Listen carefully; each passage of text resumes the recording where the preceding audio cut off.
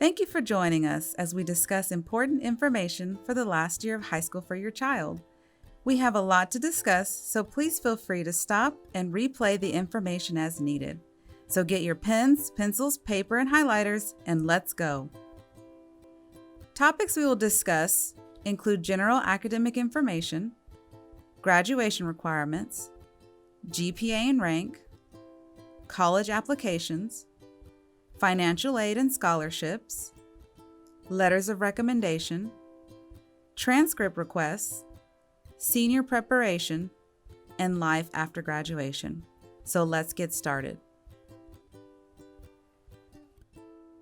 Okay, now we're going to talk about classification and what classifies you as a specific grade level. Who is considered a graduating senior? Okay, so first the breakdown is 9th grade have less than 6 credits. So you're considered a 9th grader or freshman if you have less than 6 credits. 10th graders or sophomores have a minimum of 6 credits. So that classifies you as a sophomore if you have a minimum of 6 credits.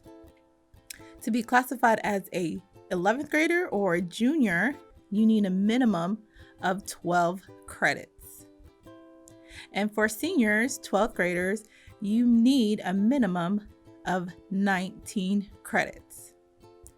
So 19 credits makes you or classifies you as a senior or 12th grader.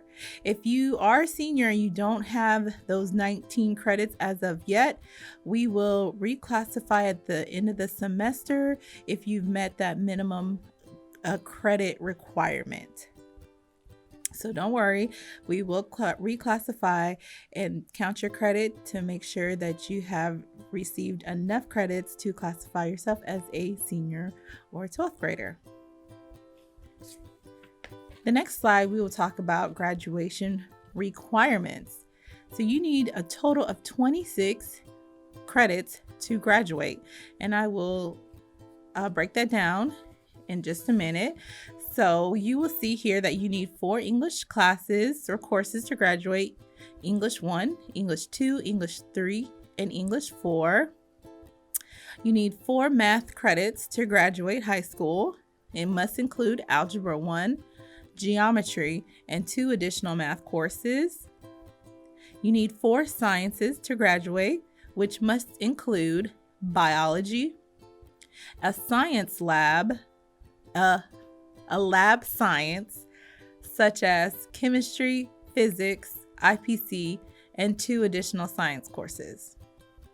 You need 3 social study courses to graduate: World Geo or World History, US History, and Government and Economics.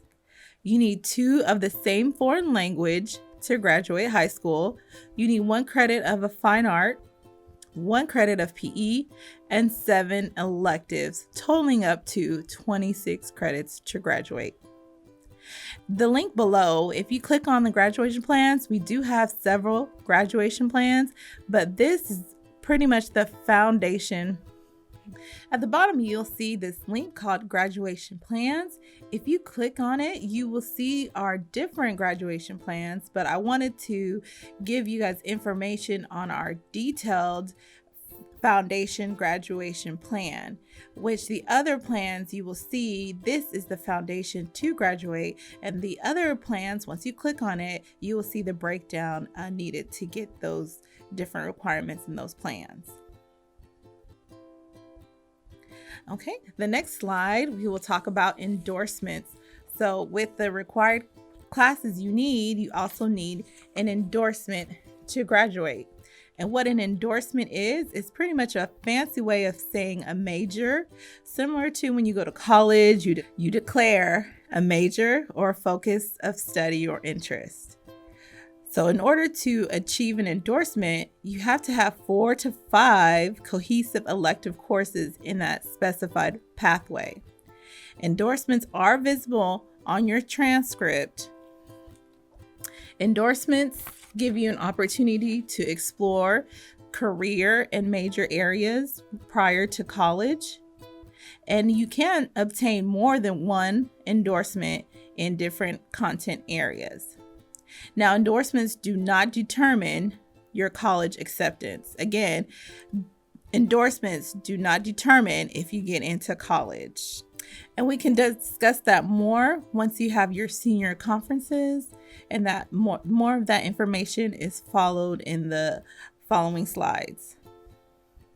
On the bottom of the screen, you will also see performance acknowledgements. These are different acknowledgements earned for outstanding performance, and you can obtain that in the following areas if you take dual credit courses, bilingualism and biliteracy, scoring high on AP exams, outstanding performance on PSAT, ACT, or SAT scores.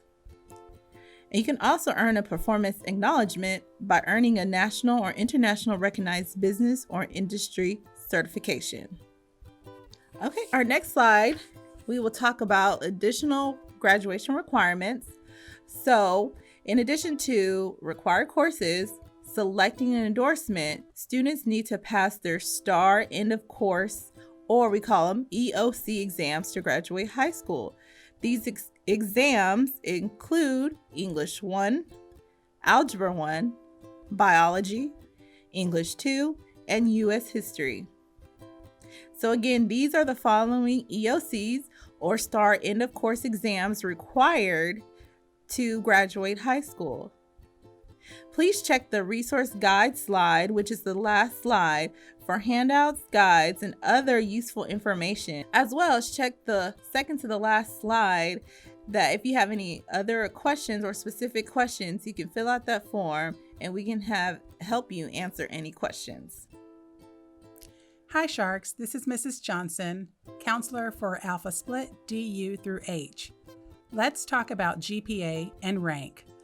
GPA is the grade point average of all grades earned for high school credit, including core, electives, and courses you may have failed. Alvin ISD weighs the GPA on a 6.0 scale. Let's examine weighted and unweighted GPA. The weighted GPA is on the high school side. It is on the 6.0 scale. High schools use weighted GPA to account for course difficulty. Every grade is weighed differently. That means that pre-AP and dual credit classes add 10 points to the grade, and AP classes add 20 points to the grade. Those extra points are calculated in the GPA only, which gives you the weighted GPA. Colleges, on the other hand, use an unweighted GPA. They are on a 4.0 scale and convert the high school GPA into the 4.0 scale. Course difficulty is not considered in the calculation. An A is an A, whether it's an advanced class or not. When we think about rank, we think about comparing your student's GPA to the GPA of other students in the graduating class. The higher the GPA, the higher the student is ranked. Top 10% and possibly top 25% of graduating classes receive automatic admission to any state-funded university in Texas. Universities may also ask about your student's quartile. There's first quartile, second quartile, third quartile, and fourth quartile. The first quartile is the top 25%. Second quartile is the top 50%. And the third and fourth quartile examines the bottom 50% of the class. To learn more, please visit the resources page. Hi, I'm Ms. Harris, counselor for students last name A through BE. I'm here to give you some information about college. Let's start with college entrance exams. There are a few things that you need to know. We have what we call fee waivers. There is a test fee waiver, and there's also a college application fee waiver. The test fee waiver allows you to register for the SAT and ACT for free. The college application fee waiver allows you to apply to some colleges without paying. In order to be eligible for either of these waivers, students must be on free or reduced lunch. Students must use the test fee waivers to be eligible for college applications and for NCAA eligibility center fee waivers for up to 4 colleges. You may retrieve your test fee waivers from the counselor's office. Be sure to review the college of choice, their eligibility for application fee waivers, and what they prefer. College entrance exams. There is the SAT and the ACT. You can register for the SAT at www.collegeboard.org. You can also register for the ACT at www.actstudent.org. The test structure for the SAT is reading, writing, language, math, and essay is optional. For SAT, the structure is English, math, reading, science reasoning, and the essay is also optional. Please be sure to look at your college choice and see what is required and what scores are required for their entrance exams. There are several test optional colleges and universities. The ones that are listed are just an example. Please click the link below to see all of the test optional colleges and universities. Hi, I'm Mrs. Wright, counselor for students whose last names begin with BH through DR. Next, we will discuss the college application process. But first, we will start with some vocabulary that can help students better understand application deadlines. If a student applies by early action, then this requires the student to submit an application prior to the regular deadline. It allows students to receive acceptance decisions earlier, and there is no commitment to enroll. If a student applies by early decision, then this requires the student to apply earlier than the regular application deadline. If a student applies and is accepted, the agreement to enroll is binding. Rolling admission means that there is no set date for applications to be submitted. Each applicant will be considered once all required documents are received. Decisions normally come soon after. Finally, the last term is priority date or deadline. If provided, students should submit an application prior to this deadline for the strongest consideration for acceptance. Beginning the college application process can seem overwhelming. Students should view a college's admission page for specific instructions and application requirements. 2 databases frequently used are the Common Application and Apply Texas. These databases allow students to compile background information in one place and making it easier to access information to apply to multiple colleges and universities. To help students prepare for the process of applying, we have provided a checklist that can be used to organize information as well as a more comprehensive handout to go through the application process. Please click each link on the page below to view these resources. During the application process, students should remember the following: take college entrance exams, fully complete applications, submit required documents such as entrance exam score reports, birth certificates, etc., pay those application fees, and meet those deadlines. Hi everyone, it's Mrs. Dixon again. Let's talk about money and financial aid. Financial assistance is available from most colleges, universities, and trade schools.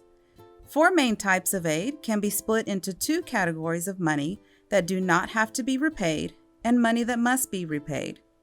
Scholarships involve funds that are donated and do not need to be repaid to anyone. Most colleges and universities maintain their scholarship opportunities, and students should be sure to always complete the scholarship application when they are working on the admissions applications as well.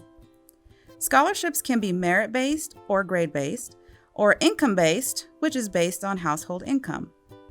Scholarships can even come from individual departments within a university, company, or organization. Grants are the next type of aid, and grants are also awarded without the expectation of repayment. They can come from the state or even the federal government and are often based on household income and other financial factors. Work study is a type of aid that involves a student getting a job on campus and earning money for tuition and books. The money earned does not have to be repaid to the school. The final type of aid is loans.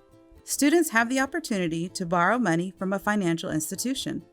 The big difference here is that the money borrowed may accumulate interest and all loans must be repaid. So be sure to research loan options carefully. To be considered for all types of aid, a student and at least one parent must complete the FAFSA, the Free Application for Federal Student Aid. This application opens October 1st, and it is highly recommended to complete the FAFSA regardless of whether you think you are eligible for funds. Several scholarships require a completed FAFSA to be processed, as well as other programs that may use the FAFSA information for student qualification. Shadow Creek High School will offer additional information specifically for FAFSA completion around the time the FAFSA comes available. Let's talk about scholarships. This is Mrs. Burns, and I'm here to help you find money for college. First up are local scholarships. These are donations funded through local companies and organizations for our students in Alvin ISD. A packet will be published in November on the Alvin ISD College and Career Center webpage and also on our school counselor webpage. Students will need to complete an application packet and meet all of the eligibility requirements and posted deadlines to be considered for these scholarships. Next, we are going to move on to the big money, state, national, and individual college scholarships. Guys, there are so many opportunities out there, so many dollars to be had. It can actually be kind of overwhelming though. So what I suggest doing is finding one search engine, one scholarship search engine that you get to learn and get to know and manage well so that you can set up a system for yourself of researching and applying for however many scholarships you want to each week, each month, every couple months. Set up a routine for yourself. You'll hear search engine names like Big Future, CapEx, FastWeb. We suggest at Alvin ISD, we suggest e-scholarships. We actually have an account already set up for our students, and there's information on our counselor webpage with the login information, your username and password. It is a free search engine. By the way, if you ever are asked to pay money for a scholarship search engine, don't do it. It's likely a scam. We also have a scholarship opportunities page on our counselor website where we will post different scholarships that are being offered from maybe not local companies, but regional and statewide. So checking that webpage often is to your benefit. Moving on to university and college scholarships, this is where big money comes directly from the school that you're applying to. When you fill out your college application, there may be an opportunity for you to also concurrently complete a scholarship application. If you see that option, do it. Complete the scholarship application at that same time. What happens is your scholarship application will be partnered with your college admissions application, and they will be able to process everything all at once. It's kind of like one-stop shopping for applying to college and paying for college. Always take advantage of that when you see that in your application process. If you do not see that option, you're going to want to be curious and go directly to that school's scholarship website. You can usually find that by Googling the name of the school with the word scholarships after it. That search will take you directly to the college's website where you can see more information about the different individual scholarships that they offer and what those requirements are. For student athletes who are hoping to earn an athletic scholarship, it's important that you know about the NCAA Clearinghouse. This is where the NCAA college coaches that are interested in you will see your academic performance throughout high school. College-bound student athletes who want to compete at Division I and Division II schools must meet standards set by the NCAA schools. You must register with the NCAA Eligibility Center in order to be considered for an athletic scholarship. If you would like more information about the Eligibility Center, the best person to talk to is your high school coach. It's also important to know that registering for the NCAA Eligibility Center, there's a fee of $90. If you are a student who is eligible for free and reduced lunch, and you have obtained a fee waiver for an ACT or SAT test, you can waive that fee. Come and talk to your counselor about that more if you have questions. Hey, Shark parents.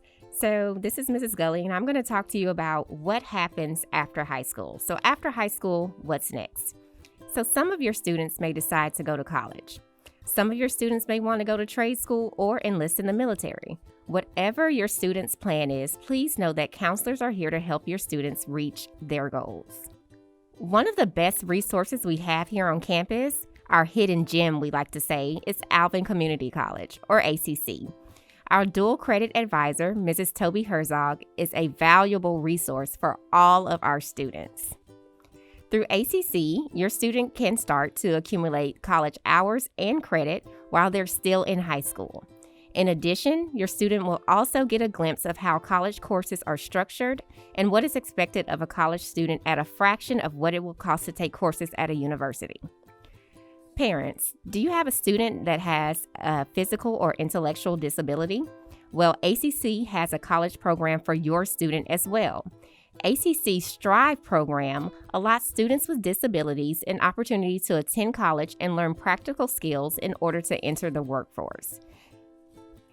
Let's say you're interested in going to college. So if your student is interested in going to college, we do allow 2 excused absences for college visits anytime within the school year. Your student can pick up a form from the counseling office or the AP office. Just know they must have an AP signature at least 7 days prior to their visit and return it within 3 days of their visit. Many colleges are offering virtual visits at this time, so make sure that you check websites in order to gather information about school tours and other information. So let's talk colleges. What's right for your student? A 2-year or a 4-year college? Well, let's start with a 2-year college. Most community colleges are cost-effective. They allow your students an opportunity to explore career paths, and it also affords them the ability to get an associate's degree as well as several certifications. The cost for a community college can be anywhere between $3,000 and $4,000 a year. Now, a 4-year college or university also allots them an opportunity to explore different career paths.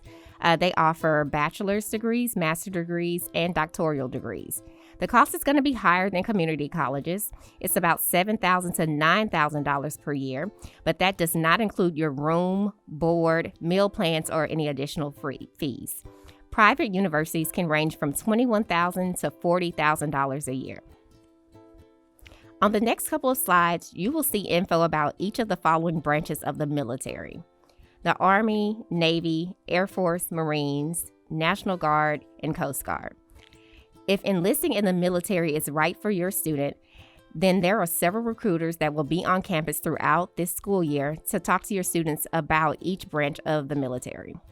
The military also offers many educational benefits as well. They offer tuition assistance for colleges, or they also have college fund programs. Just know the first step in enlisting in the military or wanting to go into the military is to take the ASVAB. That is required by every student that wants to enlist into the military. We will offer this test on April 9th, 2021 on campus here. If you have any questions about that test or enlisting into the military, please contact your counselor. We can give you the contact information of one of the recruiters that service our SCHS students. Hello, I'm Ms. Clay, and I will be talking to you about senior conferences, transcript requests, and letters of recommendations. We will be meeting with seniors beginning in late September through their government and econ classes. Face-to-face students will meet with counselors the week of September 21st, and virtual students the week of September 28th. We will discuss graduation requirements to ensure that you're on track, as well as GPA, rank, and post-high school plans, and answer any questions that you might have about the admissions process. Transcripts.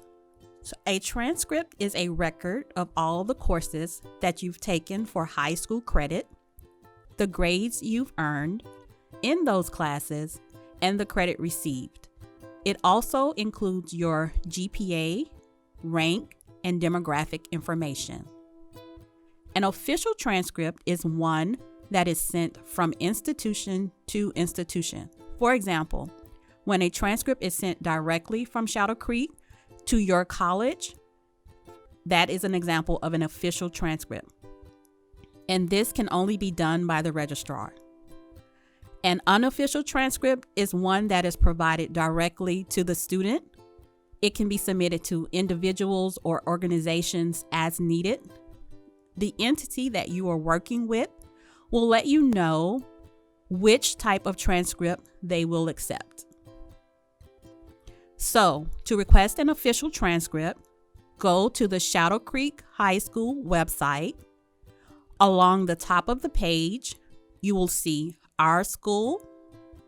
Hover over that tab, then select Counselors.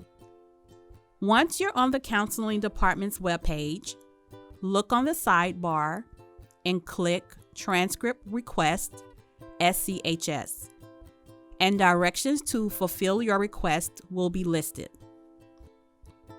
You will need to complete the transcript request form and scan it to our registrar, Mrs. Guerra, at rguerra@alvinisd.net, or drop it off in the main office. For unofficial transcripts, the directions are in the same location, and you can access it on your own via Skyward. It is located under Attachments in the left column and dated June 2020. If you request a transcript using an application like Common App or SendEDU, please include your counselor's email address when prompted on the platform you're using. Please allow approximately 5 days from the date of your submission for all requests. If your college or university requires you to submit a letter of recommendation, then you should make this request of someone who knows you well and can speak positively about your personal character, abilities, and skills. These people can include teachers, counselors, APs, managers if you have or have had a job, a supervisor, or someone you report to if you're involved in an organization, church, clubs, or volunteering. Remember to give the person you are asking ample notice. At least 2 weeks before the deadline is a good rule of thumb. However, if you know before that time frame, it is okay to ask earlier. Also remember that this is a request, so be sure to say thank you when the person writes a letter on your behalf.